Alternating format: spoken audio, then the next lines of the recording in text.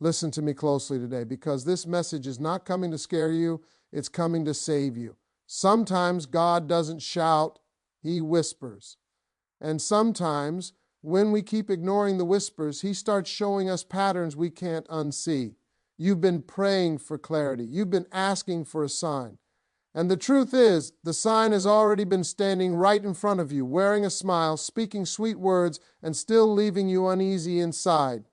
That uneasiness, that heaviness in your spirit, that moment when something feels off even though everything looks fine, that's not insecurity, that's discernment.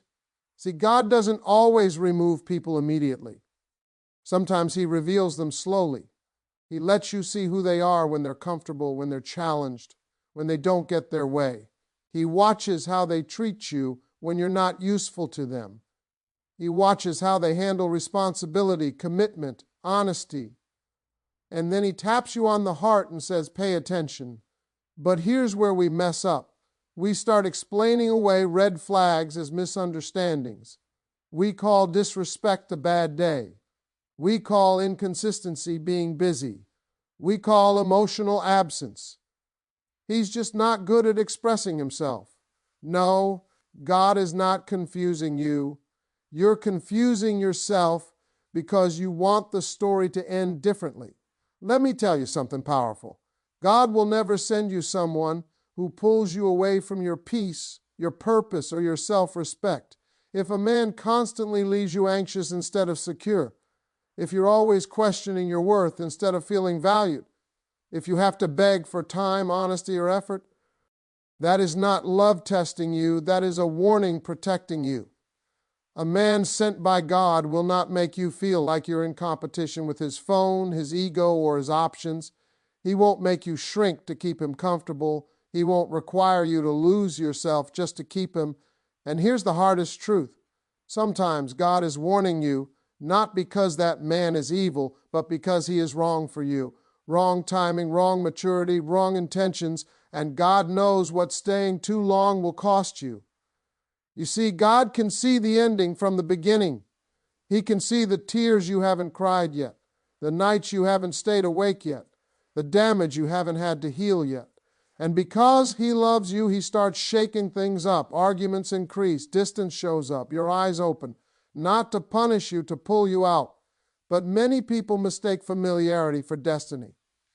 Just because you've invested time doesn't mean you're meant to invest your future. Just because you love Him doesn't mean He's capable of loving you the way you deserve. God will never ask you to sacrifice your dignity to prove loyalty. And when you ignore the warning long enough, God will allow disappointment to teach what discernment was trying to prevent. That's why some breakups feel like relief, not loss. That's why walking away hurts, but staying would destroy you. If God is removing someone, don't run back and ask for closure. The removal is the closure. Trust this. When God says no to a man, it's because He's protecting your next level. He's protecting the woman you're becoming. He's protecting the love you haven't experienced yet. The kind that feels safe, consistent, and calm. So be careful, not because love is dangerous, but because ignoring divine warnings is pay attention. Choose peace over potential. Choose truth over attachment. And remember this, God's warnings are never rejection. They are redirection. That feeling you keep trying to silence is not weakness, and it is not insecurity. It's not you being too much, too sensitive, or imagining problems that don't exist. It's awareness waking up inside you. Unease is often the first language discernment uses. Before facts line up, before evidence becomes undeniable, before words can fully explain it, your spirit already knows something isn't right. And instead of trusting that inner signal, many people talk themselves out of it because the truth feels inconvenient. Overthinking comes from fear. Discernment comes from clarity. One drains you, the other steadies you. Overthinking keeps you stuck in circles, replaying conversations and doubting yourself. Discernment is calm, quiet, and persistent. It doesn't rush. It doesn't shout. It simply refuses to go away. You can distract yourself. Stay busy or pretend everything is fine, but that unease keeps tapping you on the shoulder, asking you to pay attention. That's because it's not trying to hurt you, it's trying to protect you. God often speaks in patterns, not explosions. He doesn't always expose everything at once. Instead, he lets you notice repetition. The same excuse showing up again and again, the same apology with no change behind it, the same confusion returning no matter how many conversations you have. Patterns are louder than promises. Anyone can say the right words once. Patterns reveal the truth over time. When God allows you to see a pattern, it's not to make you paranoid, it's to make you wise. Discomfort is another form of communication. When you're around the wrong person, your body reacts before your mind accepts it. Your chest tightens, your peace disappears. You feel drained after interactions that should feel loving. You start questioning yourself in ways you never did before. That's not love challenging you to grow. That's your spirit resisting something that doesn't align with you. God will never bring someone into your life who requires you to silence your intuition to keep them. Repeated red flags are not tests of your patience. They are confirmations of what you already know. A red flag ignored doesn't turn green with time. It just becomes familiar. And familiarity is dangerous because it makes dysfunction feel normal. The longer you stay, the more you start adjusting your standards, lowering your expectations, and shrinking your voice.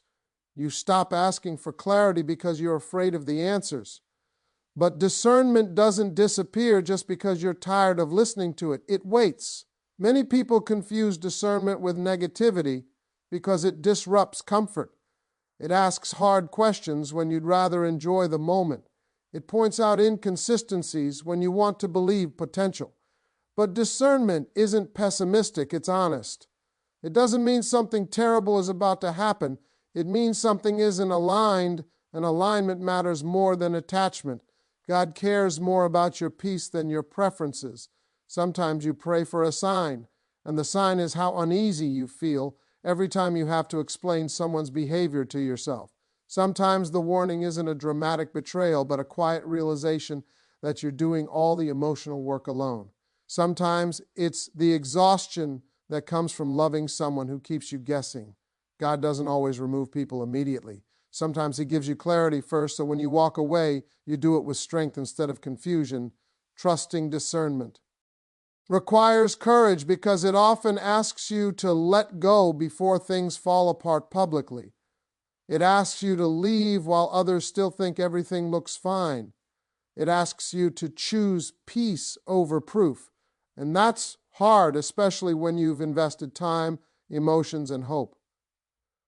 But discernment is a gift.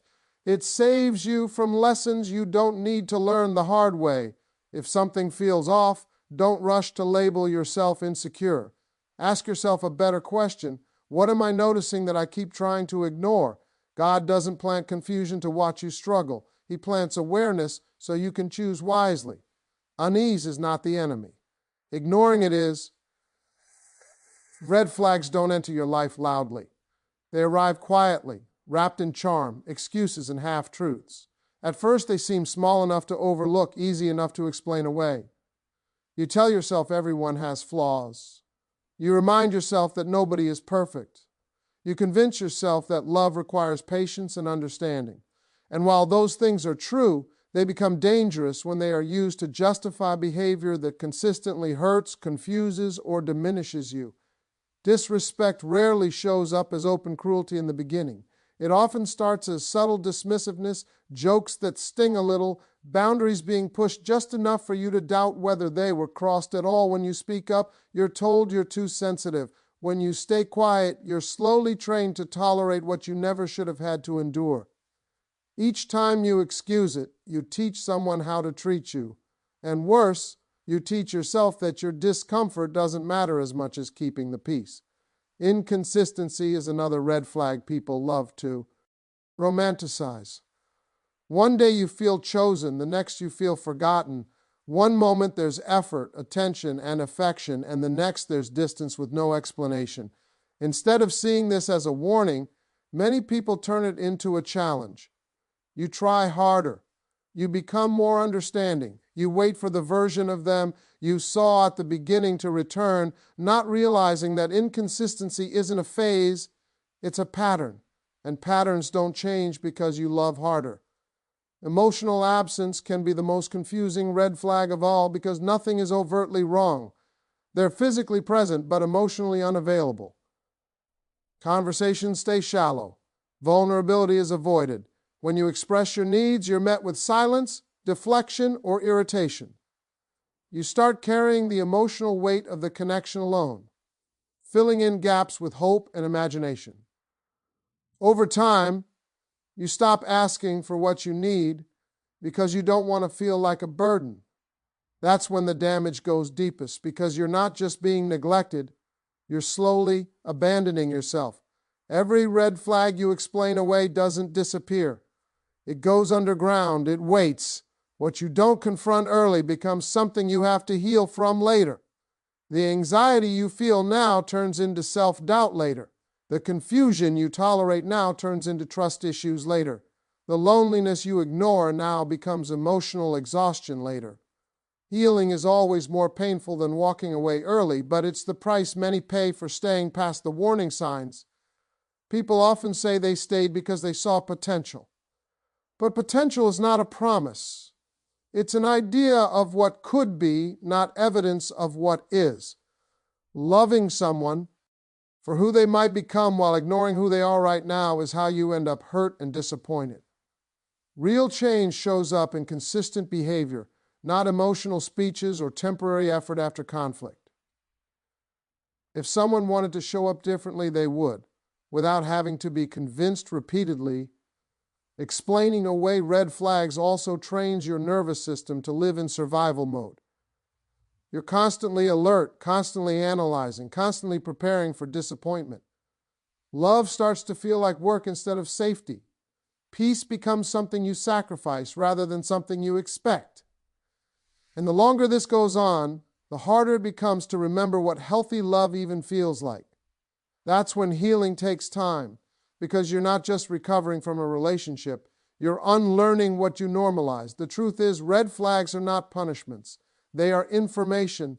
They are opportunities to choose yourself before you lose yourself. Ignoring them doesn't make you loyal or understanding. It makes you vulnerable to deeper wounds. Strength isn't staying and hoping things will change. Strength is recognizing when something is costing you more than it's giving you. What you ignore now will ask for your attention later, often with interest. Healing requires confronting the pain you postponed, rebuilding the boundaries you let slide, and restoring the self-trust you sacrificed to keep someone.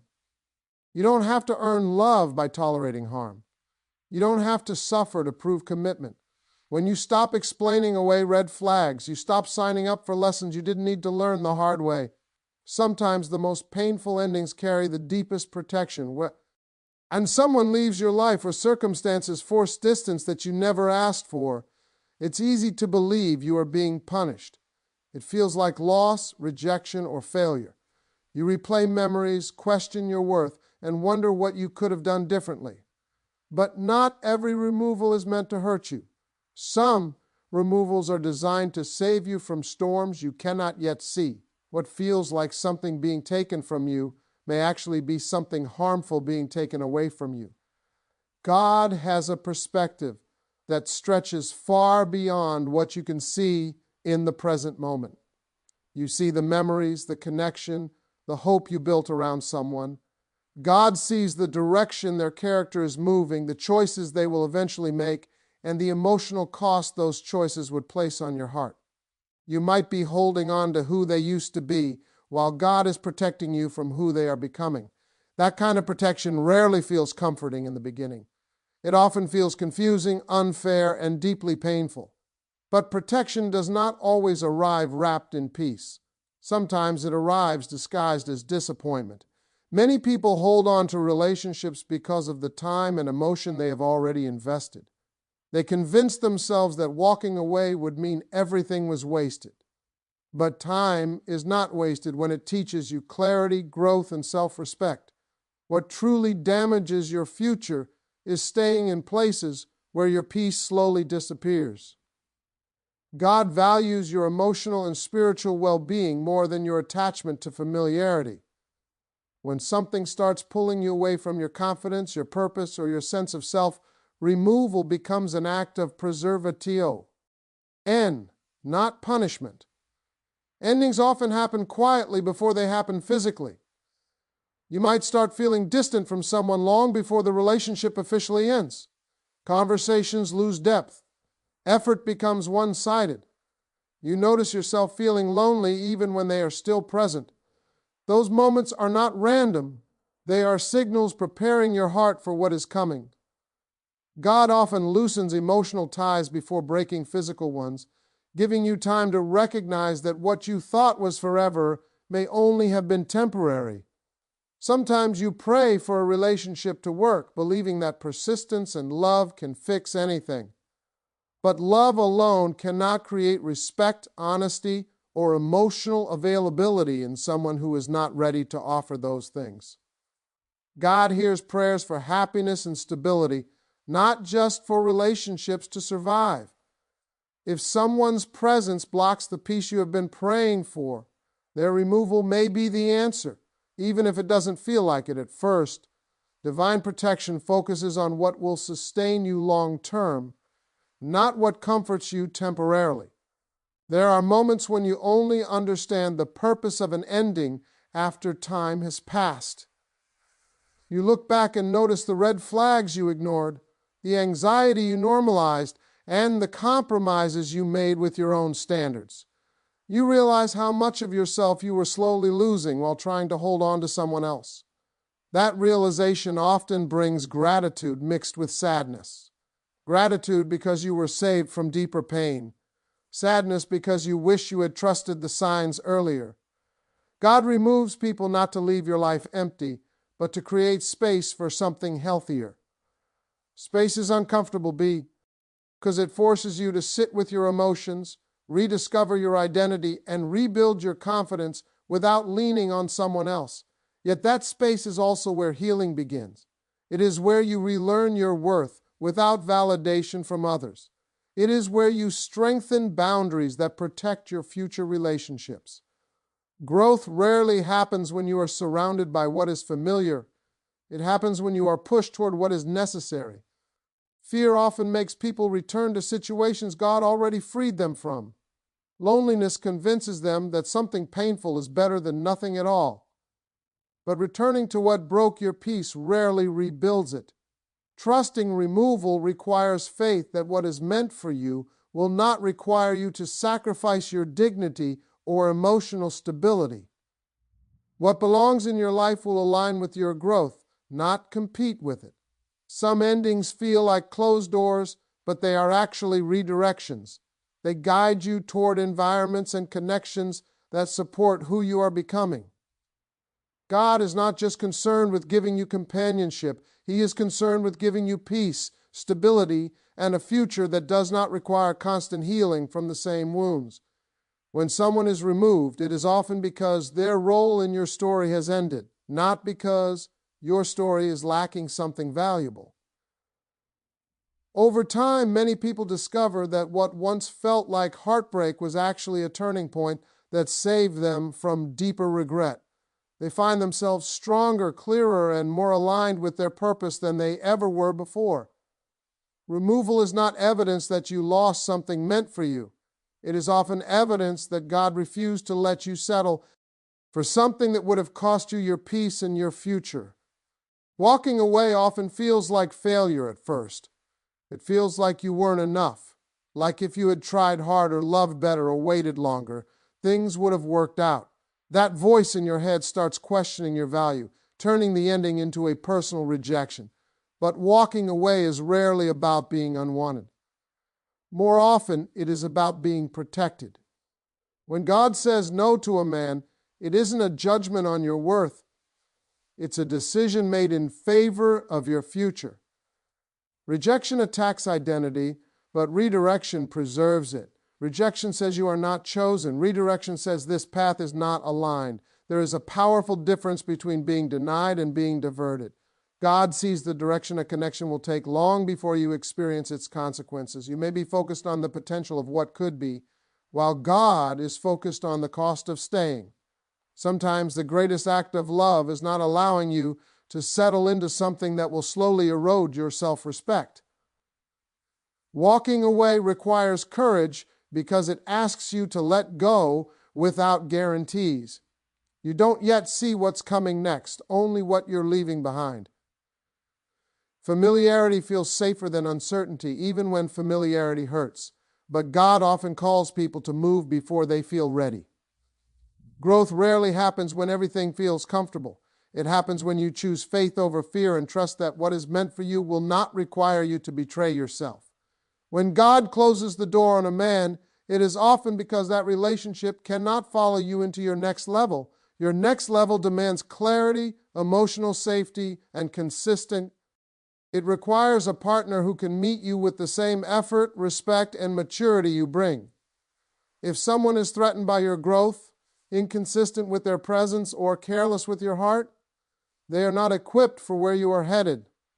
God does not downgrade your future to accommodate someone's limitations. Self-worth is often tested at the moment of walking away.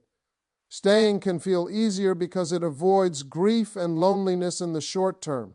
Leaving forces you to confront both. But staying in something that diminishes you slowly teaches you that love requires self-sacrifice of the wrong kind. Walking away, on the other hand, reinforces the truth that you are worthy of consistency, honesty, and effort without having to beg for it. God protects your self-worth by removing situations that teach you to tolerate less than you deserve. Many people confuse patience with endurance of pain. They believe that loyalty means staying no matter what. But God does not equate love with suffering. Love is meant to be safe, supportive, and grounding. If a connection constantly brings anxiety, confusion, or self-doubt, it is not preparing you for lasting partnership. God's no is not meant to punish you. It is meant to prevent you from confusing chaos with passion and attachment with love. Walking away also breaks unhealthy emotional attachments. Sometimes you are not staying because the relationship is good, but because you are afraid of starting over. Fear of loneliness can be stronger than the pain of being unfulfilled, but God knows that remaining in the wrong connection blocks the right one. You cannot receive what is meant for you while holding on to what no longer fits. Redirection clears space for alignment. Over time, you begin to see the wisdom in the separation. You notice how much lighter you feel without constant emotional stress. You regain clarity, confidence, and peace. You rediscover parts of yourself that were quieted to keep someone else comfortable. That restoration is not accidental. It is the result of being guided away from something that was draining you and towards something that will strengthen you. When God says no to a man, it is because he is guarding the love you truly deserve, the kind of love that does not leave you guessing, the kind that feels secure rather than overwhelming, the kind that supports your growth instead of competing with it. God's redirection is rooted in care, not denial. It is evidence that you are valued enough to be protected from relationships that would cost you your joy. Walking away is not a step backward. It is a step toward alignment. It is choosing peace over attachment, truth over illusion, and growth over comfort. What is meant for you will meet you without confusion and will not require you to abandon your standards. When you trust redirection, you stop interpreting endings as losses and start recognizing them as guidance toward a future built on self-worth and genuine love. In the end, this message is simple but powerful. Pay attention. God is always speaking, even when the message comes through discomfort, endings, and the courage to walk away. Unease is not meant to scare you. It is meant to guide you. Red flags are not there to test how much you can tolerate, but to show you what you no longer need to accept. And when people are removed from your life, it is not proof that you failed or lost something valuable. It is often proof that you were protected. Walking away is not weakness. It is wisdom. It is choosing peace over confusion, self-worth over attachment, and truth over fear. Trust that God's no is never the end of your story. It is the redirection that keeps your future intact. What is meant for you will not require you to shrink, suffer, or silence your intuition. When you honor the warnings, respect yourself enough to leave and trust God's guidance, you don't lose love. You make room for the love you truly deserve.